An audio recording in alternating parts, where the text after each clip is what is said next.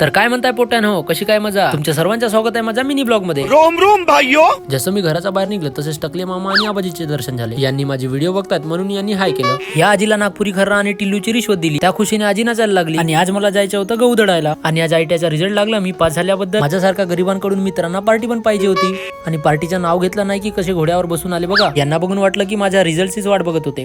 आता काही करून माझ्या चाटीला चुन्ना लागणारच होतं. तर मी पण म्हटलं गहू पण दळायचे होते तर काका जवळ दिलं आणि काकाला म्हटलं येतो थोडा फिरून. तर काका म्हटले आम्हाला आमची आधीची टिकटॉकची आयडी मिळाली.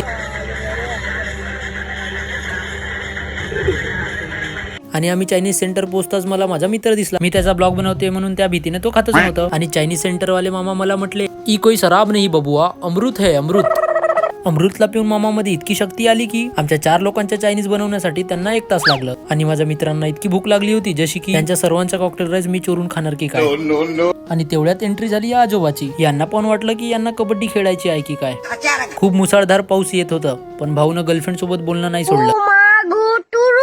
मी आणि टुरुलववाला मित्र ओलावत आलो एका शॉप मध्ये. उद्या ईद असल्या कारण ईदला लागणारे साहित्य घेण्यासाठी. दूध पॉकेट आणि काजू किसमिस बदाम हे सर्व साहित्य घेऊन आम्ही निघालो आमच्या घराकडे.